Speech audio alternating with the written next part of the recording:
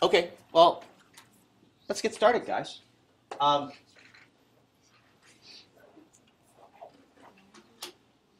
What I really want to cover today with you is about graphings and functions. Okay, for the most part, a lot of you just when you hear the word function, you're like, oh my gosh, what is that? Function. You know, we'll take care of that in a minute. But right now, let's focus on graphing. When I say graphing, what do you expect to see? Yes. Charts. Okay, table, right? Let's make a table. Table containing what? What do you think table will contain? Yes. Coordinates, points, right? Order pairs. X, Y. Is that true? That's what a table is used for, to organize your data points. And what else do you see after you see a table? Yes, Evan? A graph, a coordinate plane, right? So let's go ahead and bring that up. So of course you will see your table, whether you write it vertically or horizontally, I don't really care. And then you will also see a graph. And whatever points you have in your table, you will definitely plot it onto your graph, right? Now look at this graph right here. Do you know which axis is your x-axis and which one is your y-axis? Yes? X, doesn't it go to the side? Okay, so side to side meaning horizontal, left to right. Is that correct? Yes. Left, right. Okay, that's correct. So this is your x-axis. And the y-axis is, of course, yes, the vertical, the up or down. Okay, so y-axis is the up or down. And the best way to remember the y-axis is every time you want to say yes, but not, expressing in words, using gestures instead. Don't you have to nod up and down or yes? Yes. If I ask you, but you don't want to answer, say, hey, Lionel, you want to go to the movie today? Okay, well, just pretend you say yes. How do you say yes? Okay, you would definitely nod up and down. So that's how we know Y is for up and down, and X is for left and right. Any questions on that so far? Okay. Oh, by the way, alphabetically, X comes before Y or Y comes before X? X becomes Okay. before Y. X comes before Y. Very good. That's why when we do a table, we also do X first and then Y. Okay. Now, on the vertical axis, which is the Y-axis, where's the positive and where's the negative? Do you know? Yes. Me? Yeah. The negatives are on the. Wait for the Y-axis. Y-axis. The bottom. The bottom, right. So you will see all the negative down here, and all the positive will be up here. What about the X-axis? Yes. Left side. On the left-hand side, will you see what? Negative. The negative. Negative. Okay, so all the negative number will reside on the left-hand side, and all the positive would be on the right-hand side. Let's see, you can actually tell me what this point is. 0. 0, 0. Okay, so fine. You give me the location of that point, right? Here's a 0, here's a 0. However, do we have a name for that specific point right in the center? Yes, yeah. Okay, well, anyone? Yes? The origin. The origin, very good. So that point specifically right in the center of your graph is called the origin. Okay?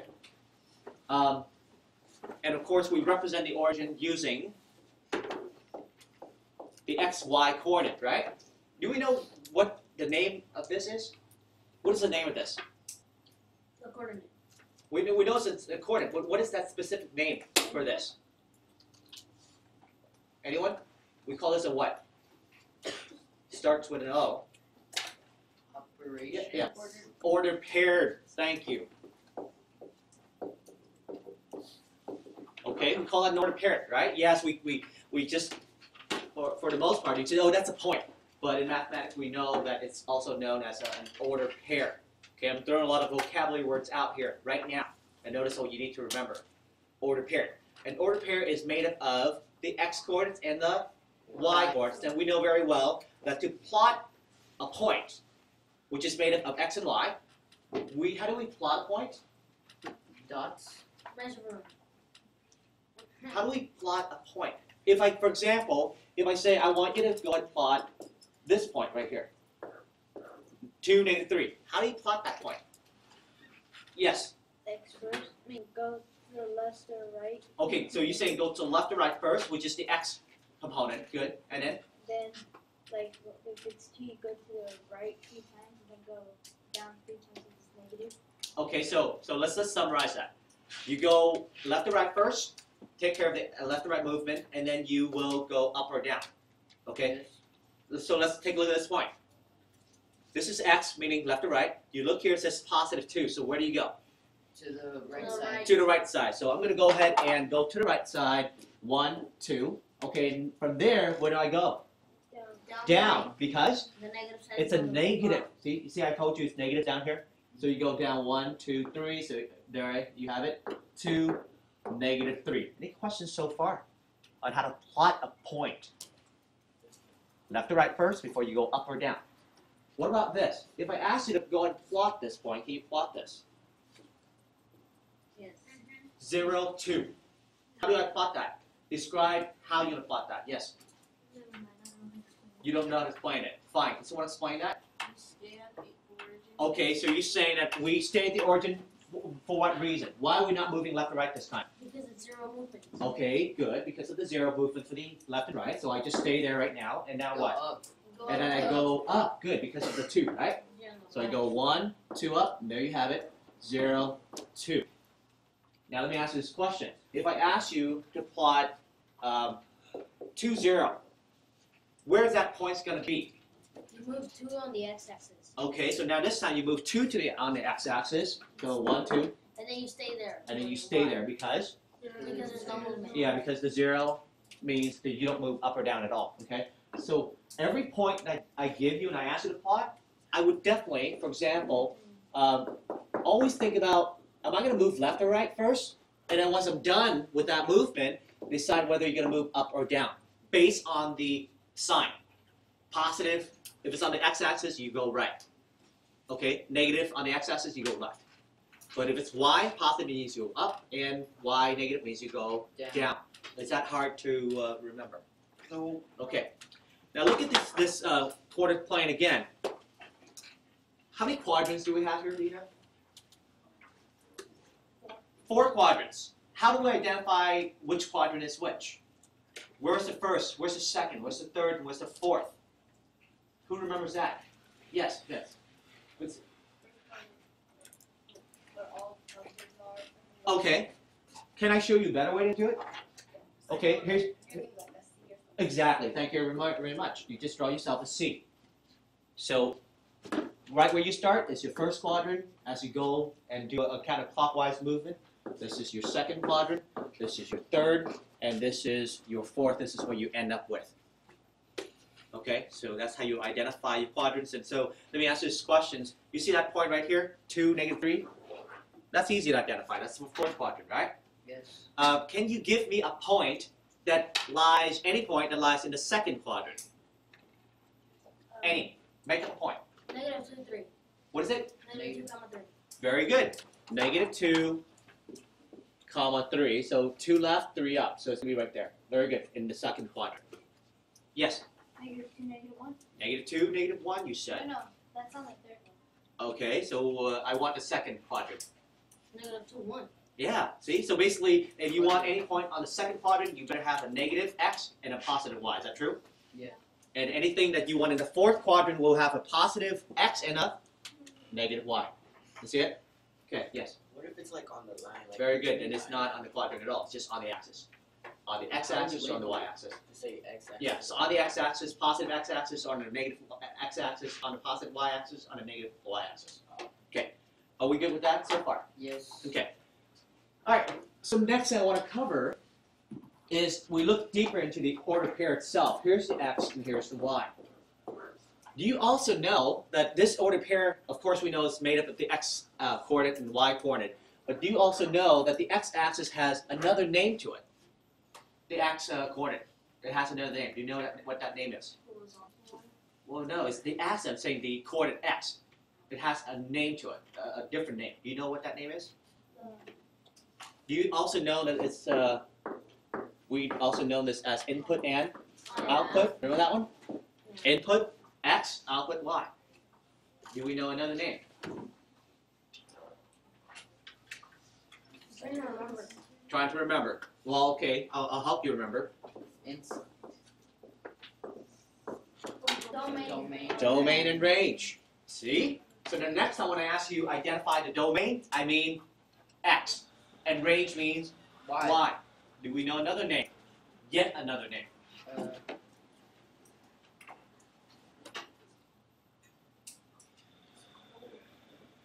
Okay, let me just help you then. Independent.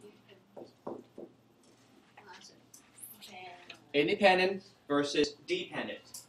The best way to remember is, well, guess what? Since X comes before Y, X is the first one, the brave one that volunteers to go first, right? So it's independent, and then Y is waiting for X to go first before it's actually volunteered to go. So Y depends on X. Okay? Questions so far? And notice that it's kind of follow the one I talked to you before regarding the logical reasoning, conditional statement, if and then. If something happens first and something follows, it's the same concept here. When I say independent versus dependent, independent is the first event that's going to happen, and then dependent is the second event that's going to follow. Okay, so keep that in mind as I give you something to look at. But notice that what we're doing here when I'm describing between the relationship between the input and the output, or X and Y, when I actually describe that relationship, I'm actually describing what we call a function. So the basic definition of a function is it's a relationship between your X and your Y, or your input and your output, or your domain and your range, or your independent value and your dependent value. It's a working relationship, and that's what a function is. Okay, so a function describes, okay, if I input something, I expect something back as an output. That's what a function describes. Okay, so did I make it clear when I show you what a function is? Yes. Okay, so let's just keep that for now, and then when we get to chapter 3 or so, I will go deeper into what a function really means in terms of graphing. Okay, but any questions so far? No. Okay, all right. Look, how many points do we have here? We have 3. 4 total, right? I just want to throw at you another vocabulary term, sorry. But if we have like a set of order pairs, meaning points, we call that a relation. So when we have multiple pairs, order pairs, we call that a relation. Okay, so we just give that word out too. So relations means we have a set of order pairs.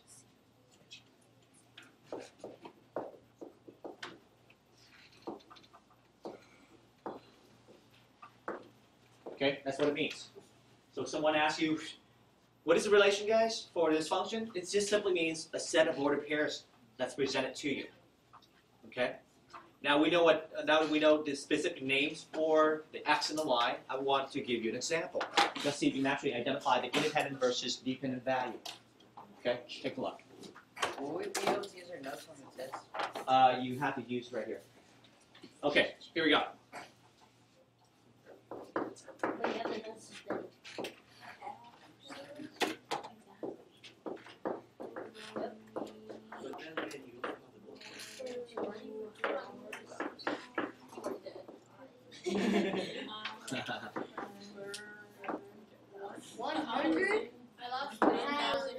I burned 1,000 calories. You're fat? Okay. Anyway, look at this sentence right here. Can you identify the independent and the dependent? Think about this. Remember I told you dependent means the one that happens later. Independent is the one that happens first.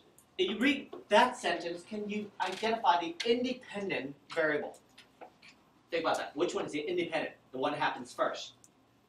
If you read it. Rents.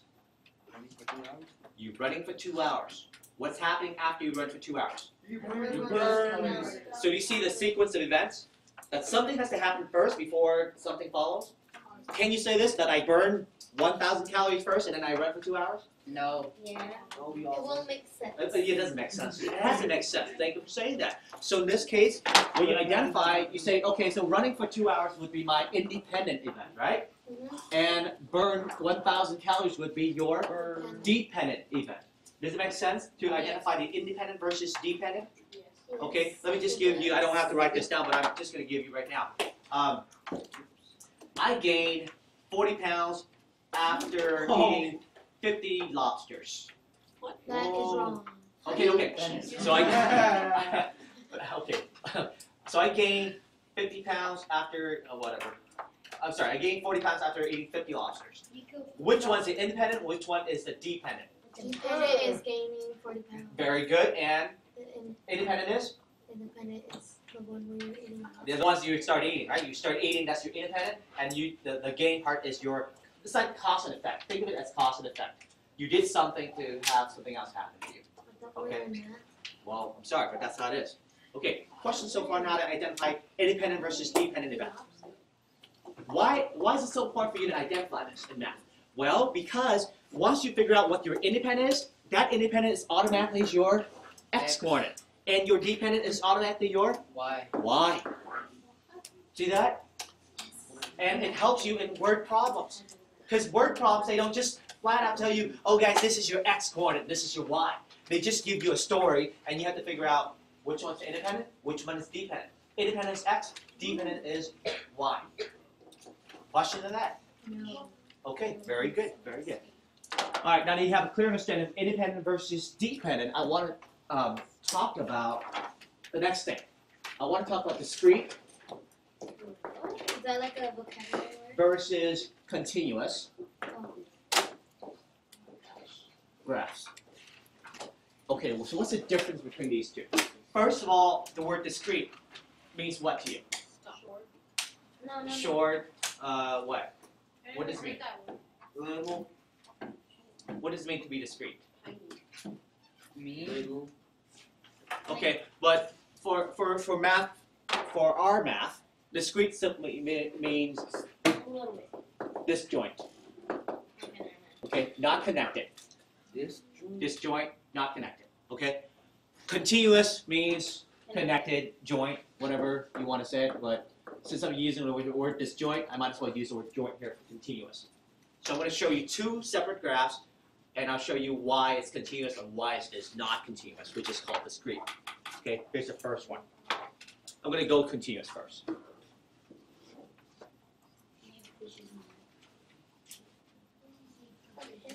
What? Let's see. What's that? It's supposed to be a graph?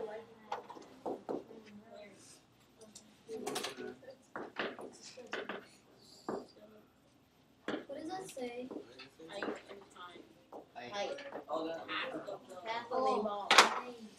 Okay, ball. look at this for a moment. Notice why this is called continuous graph. Because Of a ball. if you try to throw a baseball, for example, do you notice the path of your ball? Okay. Why couldn't Um, it be a football? It will, okay, let's say you stand on the ground, low level, whatever, you throw your ball. Over time, your ball will go up and up into the air, right? Yes. It will reach the maximum height. It will not go up forever. Is that true? Yeah. And it will fall Oh, yeah. back down to the ground. Okay, there it is. That's the path of the ball. So what does that mean though? So basically, if you have to look at any time interval, you will be able to trace out, okay, what's the height of that ball at that point in time? And it is a continuous path. Okay? That's a continuous function. It's all connected. Here's another example here for discrete. Look at the discrete one though.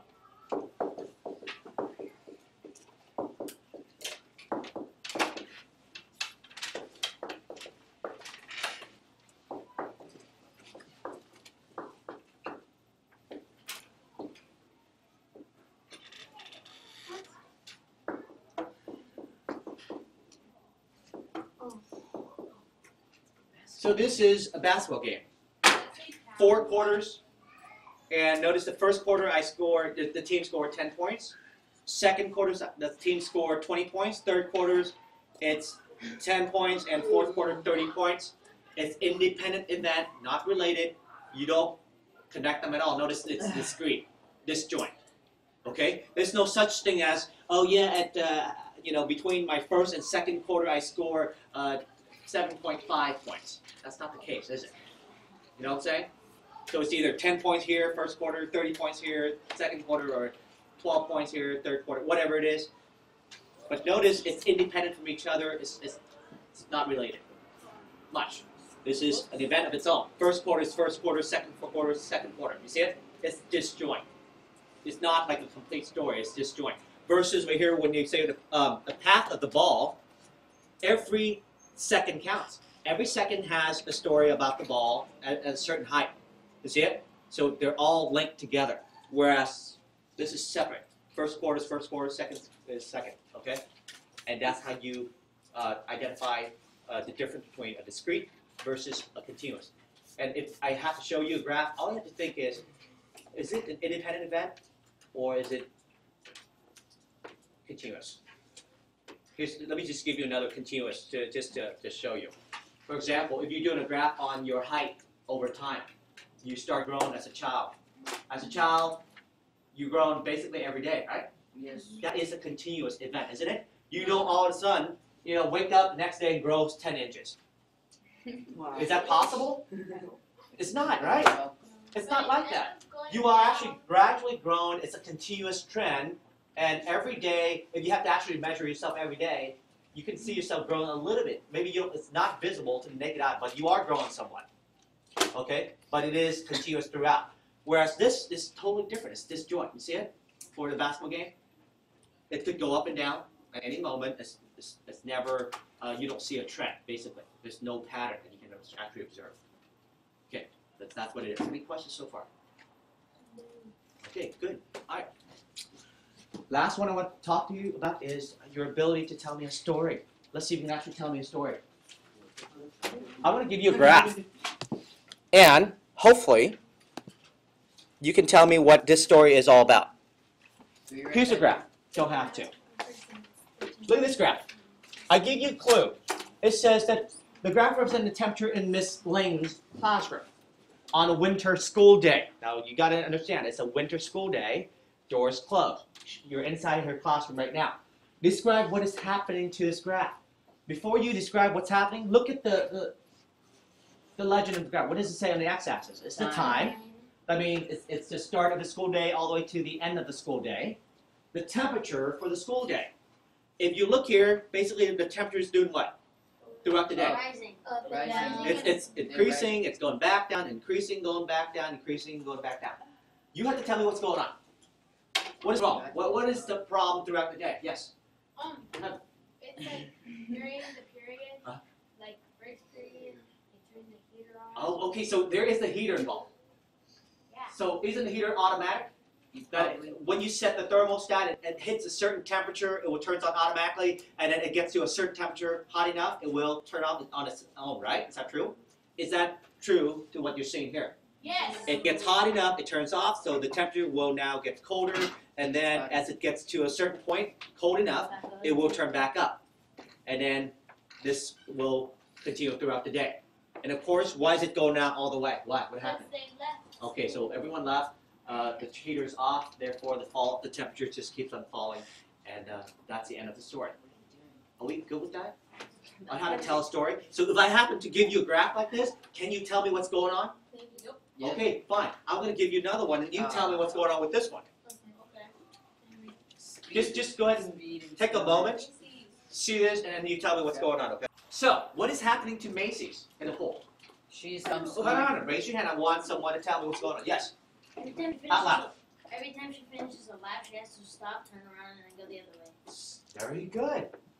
What You're the right. heck? You swim to the end of the pool, you have to actually stop and turn around. Is that true? This is what's happening. Look, she swims, she speed up, gets to the end of the pool, she stops, turn back around, and then go back and do the same thing over again. How many laps does she swim? How many laps? Three laps. But you know what? Some student thought that this is what she's doing. She's just bobbing up and down, like that. You know? That's not the case, is it? I don't want you to think that because it looks like she is a swimming and it's describing her motion. That's not the case, is it? It's actually describing what's happened to her speed over time. Her speed, she speeds up, she slows down, and she stops completely, in a sense, because when you get to that wall, you have to stop, otherwise what will happen to you? You'll crash into You the will crash. And then if you like Okay. Does it make sense? Alright, so if it makes sense to you, I want you to go ahead and tell me the story if I give you a graph, okay? Let me see what's going on. cold in here. Okay, so here's the graph. Another speed and time graph. No, just tell me. Watch what happened.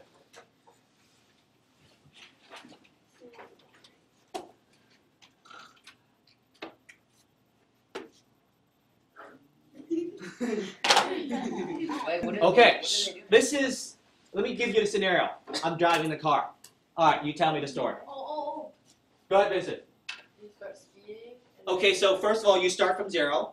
You speed to a certain speed. What's happening here when you do it a flat line? You just like Keep it the same. keep it that same. Okay, so you're cruising, right? Same speed on a freeway. Why am I doing this? Oh, sorry. Why I know. am I doing that? Traffic lights. Because you're going like that. If I'm stopping, should my speed be 0? I'm not stopping. I'm slowing down, speeding up. Why am I? What do you think? Why am I slowing down, speeding Cars up? in front of you. Car, fog, traffic, a little bit of traffic, right? There's stop signs. A cop But behind you. listen, Evan, when you say stop sign, you have to stop completely. Stopping completely means the speed has to drop down to 0. I'm not stopping, right? I slow down, but Stop sign in the field. see? Wait. Think about this. You gotta understand something. If I actually make a complete stop, this graph has to reach to 0. I'm not doing that. I'm just slowing down, speeding up, slowing down, speeding up, so there is traffic, right? But tell me what's happening right here. Crash. Thank you very much for saying that. Yes, You go I went from 60 to 0 in an instant. That means I just crashed. No. So you There die. was a cop behind you. You tried to escape. Okay? Okay, So, you were on the freeway and then you went like that because you got off the freeway, right? You got off the freeway and then there's the lights, right? And you try to make it and then there's a yellow light and then go. But you make it so then you go fast again and try to get the next one and then after that there's a like a movie how you watch the possession how he's just driving and Don't then ruin the movie for all you just. Okay, well, That's guys, well, you can have your own story, but the story is I speed up, I go for constant speed, there's traffic, lots of traffic, so I have to, kind of slow down a bit, speed up to get to my the speed that I want, but all of a sudden, I did not notice the car in front of me, and I just slammed right into that. Actually, the wall in front of me, I slammed right into that wall. Unless you're on a painted road and Yes. your telephone. And my speed, I went from 65 all the way down to 0 in 1 second or something, you know what I'm saying? So you can see how tragic that is. Okay? Yes? There's a lot of rocks in the Or whatever. But, any question on this? Speed bump. Okay, if not, then we are done.